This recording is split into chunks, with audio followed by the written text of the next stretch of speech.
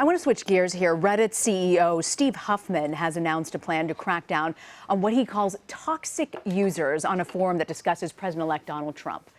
In a statement he posted on the site, Huffman writes under his name, Spez, "Many of you are aware of my attempt to troll the trolls last week. I honestly thought I might find some common ground with that community by meeting with them on their level.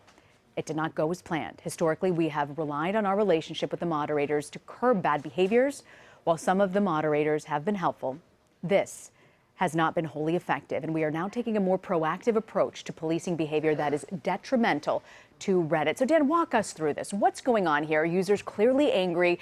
Some are calling for Huffman to actually step down. Sure, because he crossed kind of a red line there and edited other users' posts.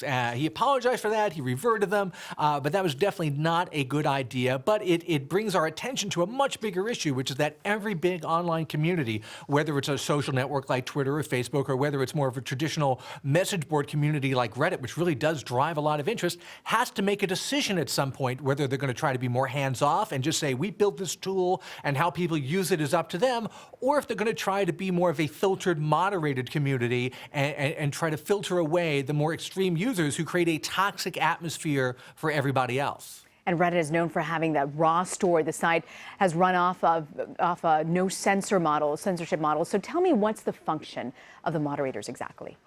Most of the moderators for the big communities are volunteers, and they keep the community sort of in line or on topic at least, but they're not really there to be censors. And if Reddit wants to grow and become more mainstream, I think they have to face the same challenges that Twitter has, that Facebook has, to varying degrees of success, and find a way to make it a less toxic environment for people so new users are not scared away. And that's the challenge that Reddit is facing right now.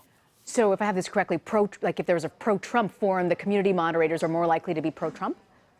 Oh, I mean, because they created the community. It's all sort of self-owned and self-contained by these volunteers. And what Reddit is now saying is they're going to have to go in and find some of the more aggressive users who sort of break the rules of civility and either give them a timeout, a temporary suspension, or even ban them. That's something that you've seen Twitter and Facebook do as well. And talk to me, could this possibly be the end of Reddit?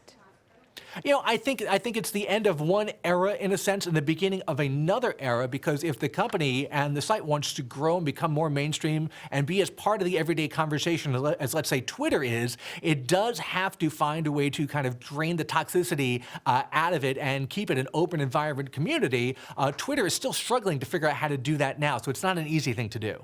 Can we get a last look at those glasses again that you were sporting through most of the segment? There you go. I'm ready to go shoot some photos. I love it. CNET's Dan Ackerman. Thank you, Dan. Thank you.